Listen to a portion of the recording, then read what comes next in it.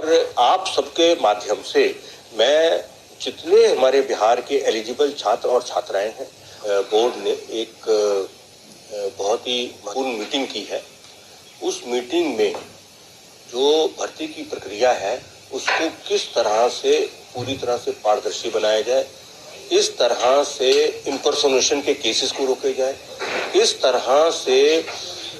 जो लीकेज है उसको रोका जाए, इस तरह से जो इलेक्ट्रॉनिक सिग्नल्स है उसको जैम किया जाए। इस सब के बारे में बहुत विस्तार से चर्चा हुई। हमने सभी स्टेक होल्डर्स को बुलवाया था, जिसमें हमारे उत्तर प्रदेश के भर्ती बोर्ड के एडिशनल डायरेक्टर जनरल और इंस्पेक्टर जनरल साहब भी आए थे। हम लोगों ने आपस में बातों का बहुत विचार विमर्श किया, डिटेल में एक दूसरे में जो चल रहे हैं, प्रक्रिया चल रही है उसके बारे में शेयरिंग भी किया, और कुछ नई नई चीजें जो हैं जो वहाँ पे वो लागू करते आए हैं या कुछ चीजें ऐसी जो हम लागू करते आए वो उनको हम लोगों ने शेयर किया। उसके अलावा हमने कुछ एजेंसीज को बुलवाया था जो टेक्निकल जो है वो काम करते हैं। टेक्निकल काम का मतलब मैं आपको बताता हूँ। सबसे पहले है बायोमेट्रिक। अब बायोमेट्रिक में पहले केवल एक अंगूठे का निशान लिया जाता था, तो अब हम उसको सुधार करके दोनों अंगूठों का निशान और फेस का फोटो, फेशियल रिकॉग्निशन, तो ये चीज बिहार में हम इंट्रोड्यूस करने जा रहे हैं। तो उसमें ये होगा कि जब लिखित परीक्षा होगी तब भी बायोमेट्रिक में दोनों थंब इम्प्रेशन और फेस का जो है फोटोग्राफ वो उसका डेटाबेस बन जाएगा। उसके बाद जब हमारा फिजिकल जो टेस्ट में लोग आएंगे उनका फिर दोबारा से जो है दोनों थंब इम्प्रेशन और फेस का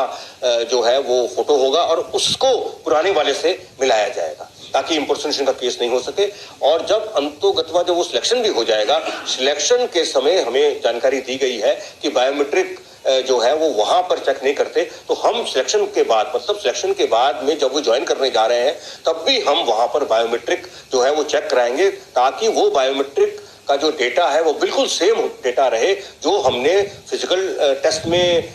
रिकॉर्ड किया है और जो हमने लिखित वाले जो परीक्षा है उसमें रिकॉर्ड किया है। और आप सबके माध्यम से मैं जितने हमारे बिहार के एलिजिबल छात्र और छात्राएं हैं,